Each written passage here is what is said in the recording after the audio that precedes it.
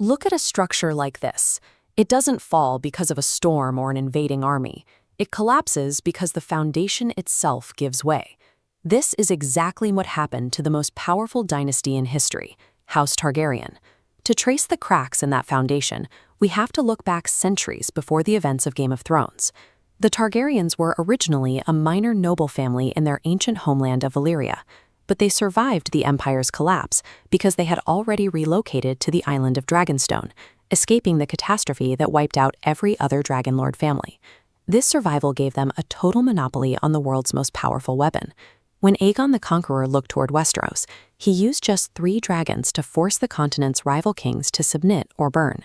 With dragons in their arsenal, the Targaryens forced the 7 kingdoms to operate under a single crown for the first time. From the Iron Throne, they held power that no conventional army could challenge, making the dynasty effectively invincible to any outside threat. But that invincibility created a dangerous kind of isolation.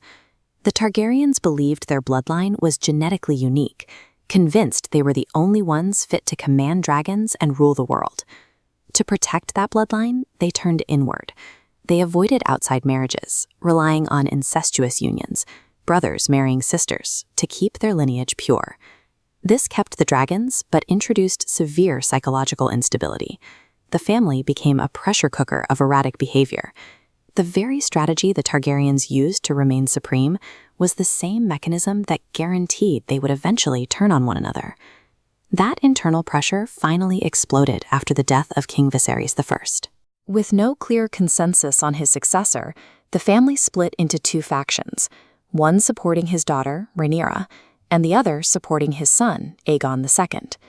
Because no outside force could touch them, the only thing capable of destroying a Targaryen was another Targaryen. This internal divide triggered a civil war, known as the Dance of the Dragons. This was a conflict where the dynasty's ultimate weapons were turned against one another. Dragons fought dragons in the sky, causing destruction on a scale the continent had never witnessed. The war scorched entire regions and decimated the Targaryen family tree. By the time the fighting stopped, the dynasty had effectively burned through its own future. The most devastating cost wasn't the loss of life, but the loss of the dragons themselves. By the end of the war, the creatures that had made the Targaryens unstoppable were almost entirely extinct. The family still held the Iron Throne, but they no longer held a military monopoly.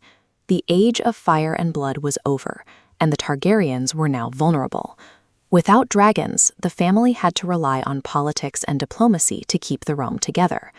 Rulers like Daeron II managed to bring the Kingdom of Dorne into the fold through marriage, but even peaceful expansion created new friction.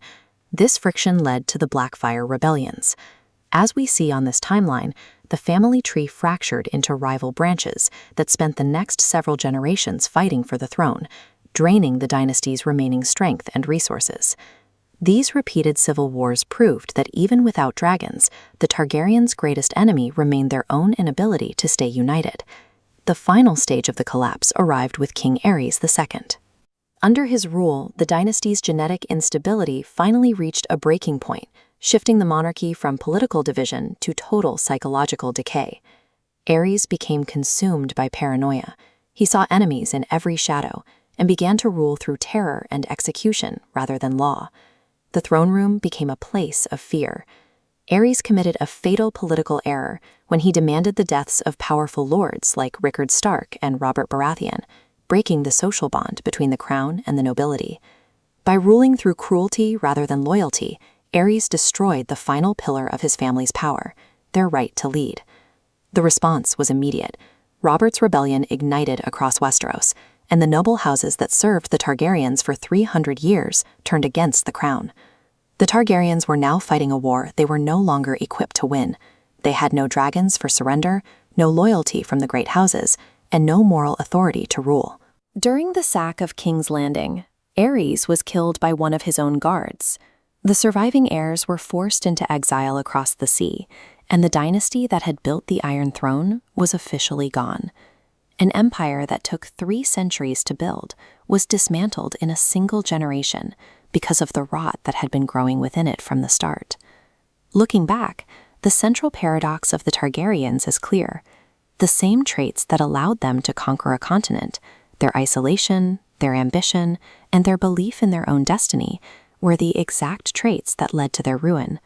It's a pattern that defines the story. When a family or an institution becomes so obsessed with its own power that it ignores its own flaws, collapse becomes inevitable.